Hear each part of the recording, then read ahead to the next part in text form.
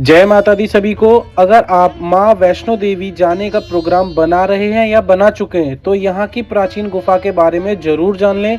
आखिर कब और कितने समय के लिए ये गुफा खुलती है। तो भक्तों, भारत में हर साल लाखों लोग तीर्थ यात्रा करते हैं। इनमें से एक है माता वैष्णो देवी का मंदिर।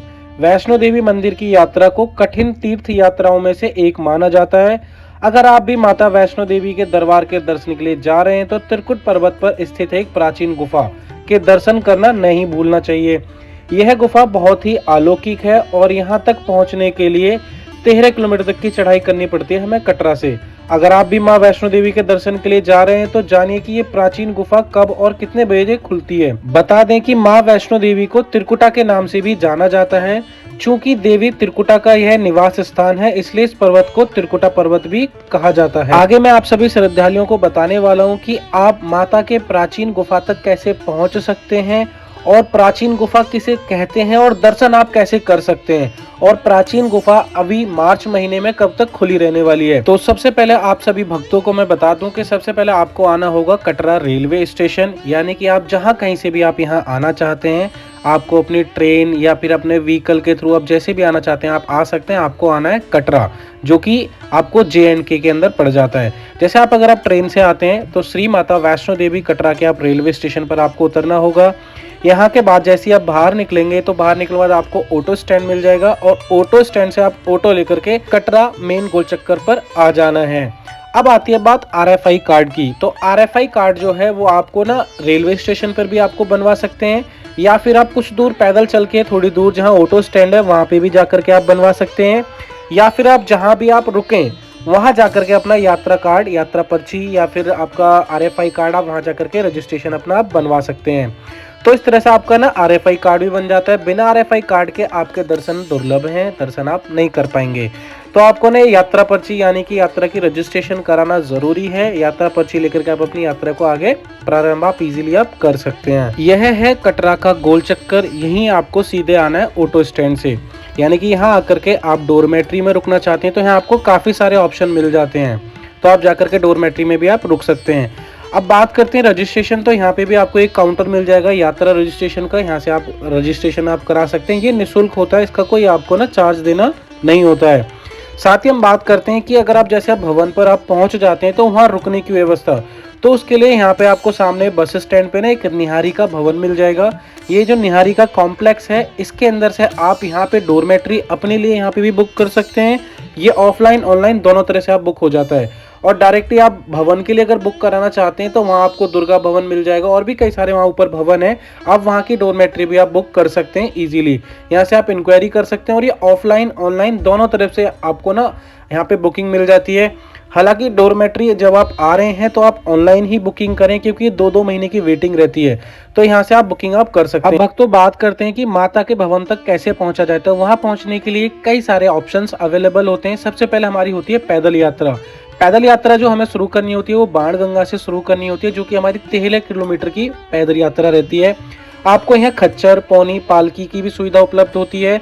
साथ ही आप अपनी यात्रा को आप एरोप्लेन के थ्रू भी आप पूरा कर सकते हैं। और रास्ते में हम है बाणगंगा माँ। हमारा जो बाणगंगा माँ है वो हमारा पहला पड़ाव होता है जहाँ माता रानी ने अपने केस धोए थे।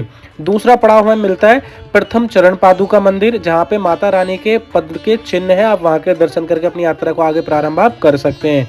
तीसरा जो हमारा पड़ाव आता है वो आता है श्री अर्धकुंवारी माँ का मंदिर, जहां माता रानी ने 9 महीने तक तपस्या की थी, जो कि ऊपर सामने त्रिकुटा पर्वत पर है। जो व्हाइट कलर का है वो प्रथम चरण पादुका, और उससे भी ऊपर है माँ अर्धकुंवारी का मंदिर, जहां पे माता रानी ने 9 महीने तक तपस्या की थी। और अंत में आ जाता है हमारे माँ वैष्णो देवी का धाम, यानी कि वैष्णो देवी का मंदिर भवन। यहाँ हमें मिल जाता है वैष्णो देवी की गुफा तक का पहुंचने तक का ये रास्ता। यहाँ तक पहुँचने के लिए काफी कठिन रास्ते हैं जिनके थ्रू आप यहाँ पहुँच सकते हैं।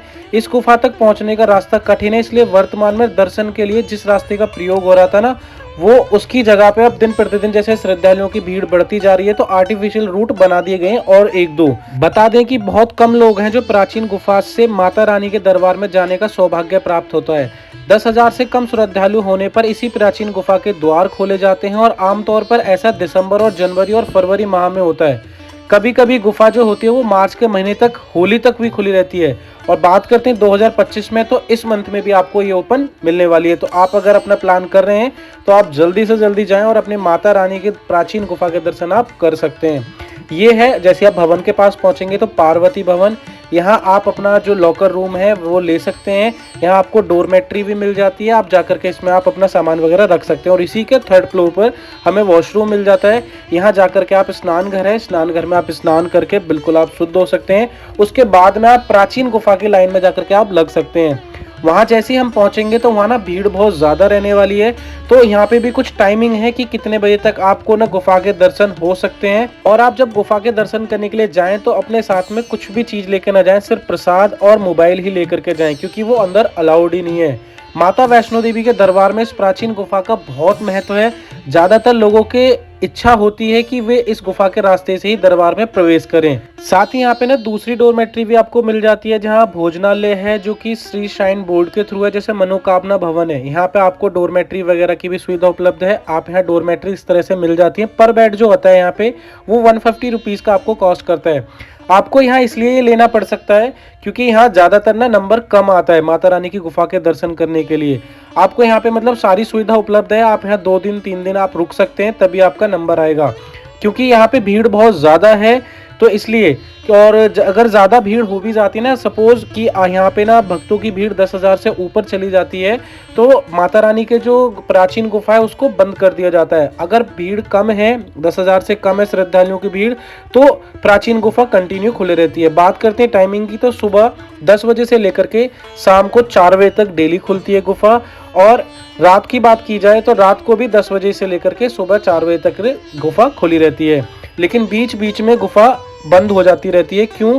क्योंकि दोस्तों यहाँ पे जो भक्तों की भीड़ है वो कभी कभी बढ़ जाती है, इसलिए प्राचीन गुफा को बंद कर दिया जाता है। तो जैसे आप अपना प्लान कर रहे हैं तो यहाँ आप 2 दिन 3 दिन का प्लान करके आए, ताकि आप यहाँ आके डोरमेट्री या अपना होटल वगैरह बुक कर सके, ताकि आप यहाँ इंतजार कर सकते हैं। जैसे ही आपको खबर लगे कि यहाँ माता रानी की गुफा खुली है तो तभी आप जाकर के अपना दर्शन कर सकें। वैसे अगर आपका मन सच्चा है, तन सच्चा है, तो आपको माता रानी गुफा के दर्शन जरूर होंगे। दर्शन करने से कोई भी नहीं रोक सकता है। इसलिए जिसे भी इस गुफा में जाने का मौका मिलता है वह खुद को ना धन्य मानता है। बाकी यहाँ से हम आगे की बात करते हैं, तो यहाँ से आपको ना और भी सुविधा मिल जाती है। जैसे आपको भैरव घाटी जाना है तो वहाँ के रूफ वे की सुविधा उपलब्ध है। इसकी भी आपको ऑनलाइन ऑफलाइन दोनों तरह से आपको टिकट मिल जाती है। और माता रानी की इस गुफा का बहुत महत्व है। कहते हैं कि इस गुफा में से गंगा जल प्रवाहित रहता है और इस जल से पवित्र होकर के ही श्रद्धालु मां के दरबार में पहुंचते हैं। वास्तव में हर यात्री के लिए ये एक बहुत ही अद्भुत अनुभव है। वैष्णो देवी की गुफा का संबंध यात्रा मार्ग में आने वाले एक पहाड़ से भी है, जिसे अर्धकुंवारी भी कहते हैं। प्राचीन गुफा में दर्शन के लिए प्रवेश करने के लिए एक प्रोग्राम बनाया गया है, जो कि शेड्यूल है। जैसे सुबह 10 बजे से शाम को 4 बजे तक, और फिर रात को 10 साढ़े 10 बजे से सुबह के 4 से 5 बजे तक। हालांकि बढ़ जाने वाली संख्या को, यानी कि अगर संख्या कभी बढ़ जाती है तो इस गुफा को ना बंद भी कर दिया जाता है।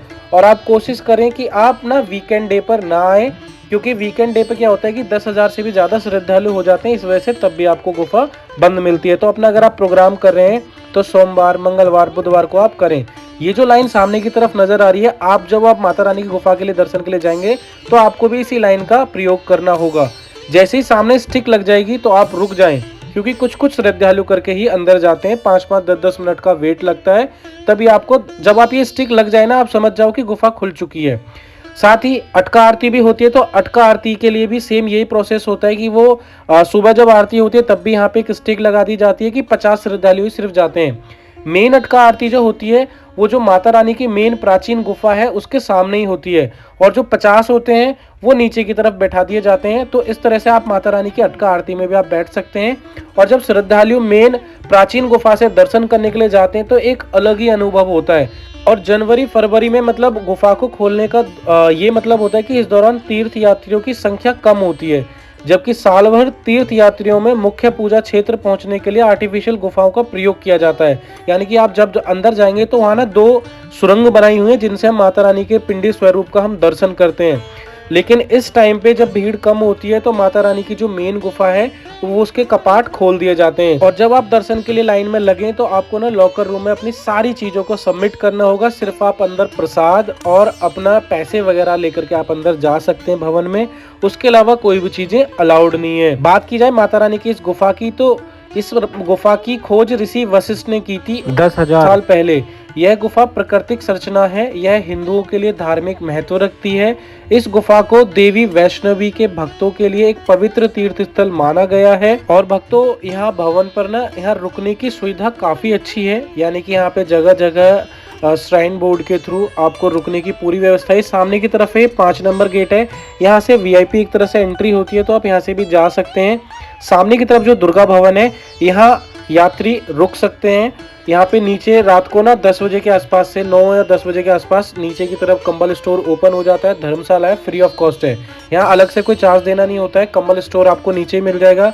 अभी नीचे का जो धर्मशाला है वो खुली नहीं है, तभी श्रद्धालु यहाँ इंतजार कर रहे हैं। उसके बाद ये लोग नीचे चले जाएंगे तो यहाँ भीड़ भी आपको कम दिखने वाली है। हालांकि इन महीनों में भीड़ कम होती है, तभी माता रानी के जो द्वार है वो खुल जाते हैं।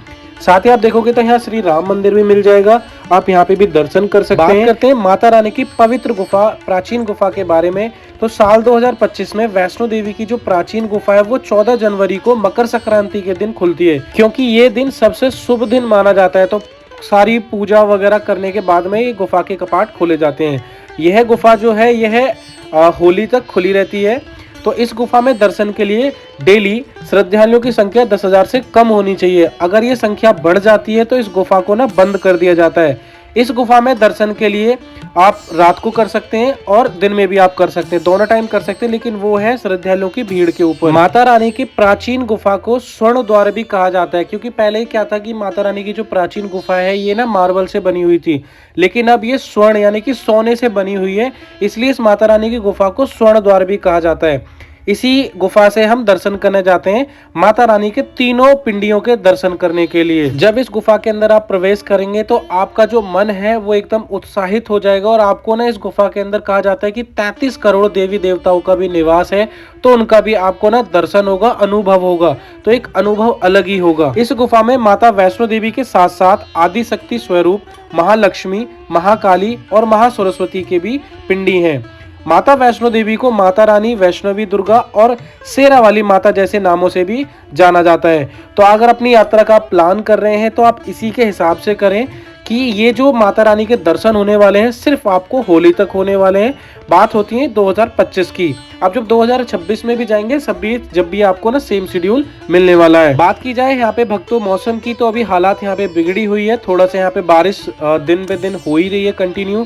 टेम्परेचर काफी डाउन है, तो जब अगर आप यहाँ जल्दी से जल्दी आ रहे हैं तो अपने साथ में अपने गर्म कपड़े जरूर लाएं, ताकि क्योंकि यहाँ पे शाम के वक्त ना टेम्परेचर बहुत ज्यादा कम हो जाता है, जिसकी वजह से यहाँ पे ना ठंड बढ़ जाती है। तो अब सारी सुविधाओं के साथ में आप यहाँ पे दर्शन के लिए आए। तो ये था माता रानी की प्राचीन गुफा के बारे में कि कब तक खुली रहने वाली है। तो मैंने आपको बताया कि वो होली तक खुली रहने वाली है। डेली 10,000 से कम यात्री होने चाहिए, तभी आपके दर्शन होने वाले हैं। और अगर आपको दर्शन नहीं भी हो पा रहे तो वहाँ आप रुक सकते हैं 1-2 दिन, तो आपका नंबर जरूर आएगा। अगर माता रानी की कृपा हुई तो आपके जरूर दर्शन होंगे। मौसम खराब है तो उसके लिए आप पूरी व्यवस्था करके आएँ। तो जय माता दी। वीडियो अगर अच्छी लगी हो तो वीडियो को लाइक ज़रूर करें, और अगर आप हमारे चैनल पर फर्स्ट टाइम विजिट कर रहे हैं तो चैनल को ज़रूर सब्सक्राइब करें। तो मिलते हैं एक नेक्स्ट वीडियो में। जय माता दी।